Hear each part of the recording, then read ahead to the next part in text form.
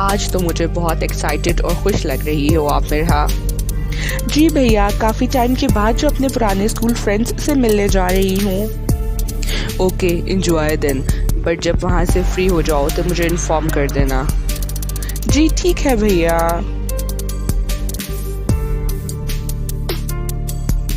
जी तो आ गई आप अपने पुराने स्कूल फ्रेंड्स से मिलकर? जी भैया, बहुत सी पुरानी अच्छी दोस्त मिली, लेकिन वहाँ पर एक पुरानी क्लास फेलो आई हुई थी। बहुत ही अजीब नेचर है उसकी, हर किसी पे टॉन्ट करती रहती है, फजूल बातें करती रहती है। एक फ्रेंड को उसके ड्रेसिंग सेंस पे बातें सुना रही थी और दूसरी लड़की को उसके फाइनेंशियल स्टेटस पर। दूसरों को बुरा फील करवा के, उनके इंसल्ट करके पता नहीं क्या खुशी मिलती है इसे। सारा मूड स्पॉइल कर दिया उसने हमारा। समझ गया मैं। देखो मिरहा, हम रूड लोगों को हमेशा अवॉइड नहीं कर सकते क्योंकि ये हमें सोसाइटी में हर जगह ही मिल जाते हैं। कभी ना कभी तो आपका इनसे सामना जरूर होगा और ये भी हो सकता है कि कई बार हो। यही तो समझ नहीं आती कि ऐसा क्या करूं कि ऐसे नेगेटिव लोगों से कभी सामना ही ना हो। अहम बात ये नहीं कि उनका हमसे सामना ना हो, अहम बात ये है कि हमने उन्हें रिस्पॉन्ड कैसे करना है, हमने ऐसे लोगों से डील कैसे करना है। तो फिर भैया आप ही बताइए, ऐसे लोगों से कैसे डील किया जाए? हकीकत असल में ये है कि कुछ लोगों को दूसरों को तकलीफ देकर, उन्हें नीचा दिखाकर, उन्हें बुरा फील करवाकर सेटिस्फेक्शन मिलती है। ऐसे लोगों के अपने अंदर खुद बहुत सी कमजोरियां और खामियां होती हैं। ये लोग नेगेटिव पीपल होते हैं। ऐसे लोग खुद पर फोकस नहीं करते, बस दूसरों की कमजोरियां दिखाकर उनको नीचा दिखाने की कोशिश करते रहते हैं और इसी से सेटिस्फेक्शन हासिल करने की कोशिश करते हैं। देखो, जब भी कोई हमारी इंसल्ट करे या हमें बुरा फील करवाए तो हमारा सबसे पहला रिएक्शन क्या होता है? ऑब्वियसली भैया, हमें बुरा लगता है, हमें गुस्सा आ जाता है। जी बिल्कुल ठीक कह रही हो आप, ज्यादातर लोगों को गुस्सा आ जाता है, लेकिन मेरे ख्याल में गुस्से से रिस्पॉन्ड करना ऐसी सिचुएशन में सबसे वीक रिस्पॉन्ड है या शायद गलत है। वाओ, अब भला वो कैसे भैया? देखो, गुस्सा आने का मतलब होता है कि हमें उस इंसल्ट का असर हो रहा है, हमें उस इंसान की बातों से बुरा फील हो रहा है और यही तो इंसल्ट करने वाले का मेन मोटिव होता है। उसका मकसद ही हमें तकलीफ देना होता है।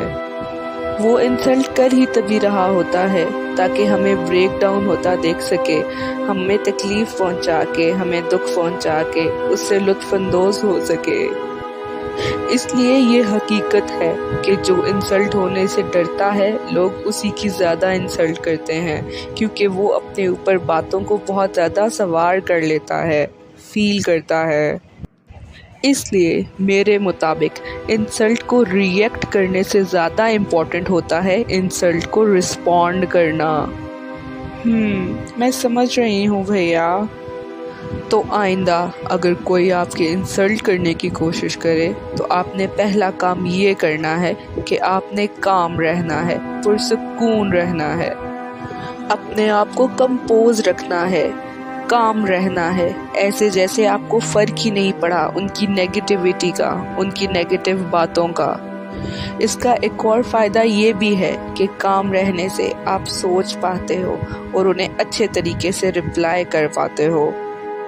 अच्छा, अब उसके बाद जब आपने गुस्सा नहीं किया, खुद को काम रखा, तो अब रिप्लाई कैसे करना है? उसके लिए ऐसा हो सकता है कि आप उसी बात में ह्यूमर क्रिएट कर दो। अगर आपका सेंस ऑफ ह्यूमर बहुत अच्छा है तो अगले की फजूल बात को मजाक में उड़ा देने से ज़्यादा अच्छा और क्या हो सकता है। इससे उसकी बात का असर भी ज़ायल हो जाता है, इससे उसकी बात बेमकसद और बेमाना हो जाती है और साथ में माहौल की टेंशन भी कम हो जाती है। और ऐसे ही मजाक में उस इंसान को उसकी बातों का जवाब दिया जाए, उसे मीठी मीठी सुना दी जाए, अगर बात को सीरियस ना होने दिया जाए तो उसकी बात का असर भी ज़ायल हो जाता है और माहौल की कशीदगी भी ख़त्म हो जाती है। दूसरों पर भी उस बात का इतना असर नहीं होता। अब अहम चीज़ ये है कि बात करते वक्त आपकी आवाज़ बिल्कुल नॉर्मल हो, ना बहुत ऊंची ना बहुत लो। ऐसा ना लगे कि आप गुस्सा भी ऐड करके बोल रहे हैं। अगले को बिल्कुल ये फील ना होने दें कि उसकी बात का आप पर ज़्यादा असर हुआ है।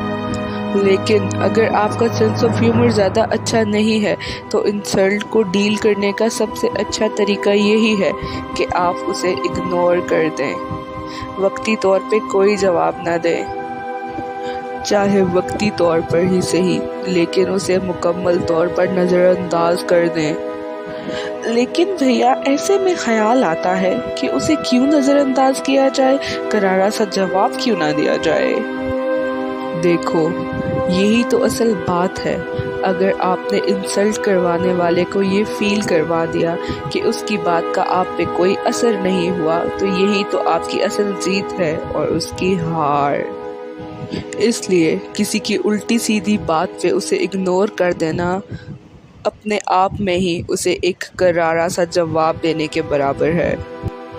और भैया वो नेगेटिविटी और बात का असर जो हम पर होता है उसका क्या? देखो, ऐसा करके हम उस इंसान को ये एहसास दिला रहे होते हैं कि हमारी नज़र में उस इंसान की और उसकी फजूल बात की कोई अहमियत नहीं।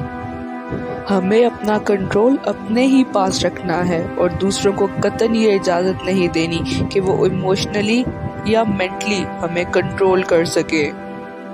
फिर भी अगर बात बहुत बुरी लगे तो खुद को थोड़ा टाइम दे, हो सके तो वहाँ से चले जाएं, खुद को कंपोज करें।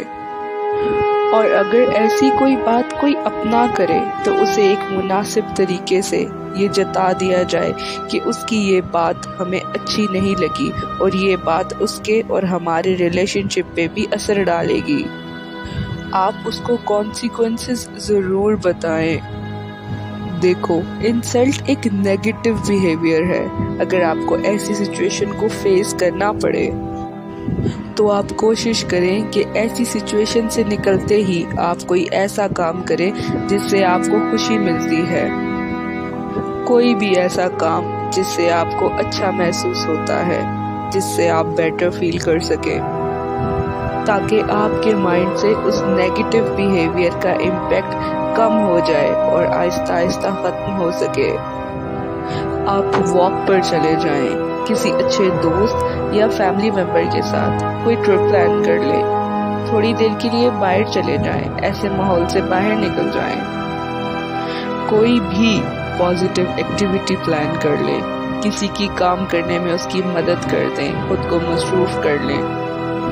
ये चीज़ आपके माइंड को रिलैक्स करेगी, आप में पॉजिटिव एनर्जी बिल्टअप होगी और आपकी मदद होगी उस नेगेटिव एनर्जी के इम्पैक्ट को ख़त्म करने में। जैसे मुझे खुशी मिली और रिलैक्स हुई आपसे बात करके, मूड हल्का करके। जी, और आपको खुश देखकर मुझे भी।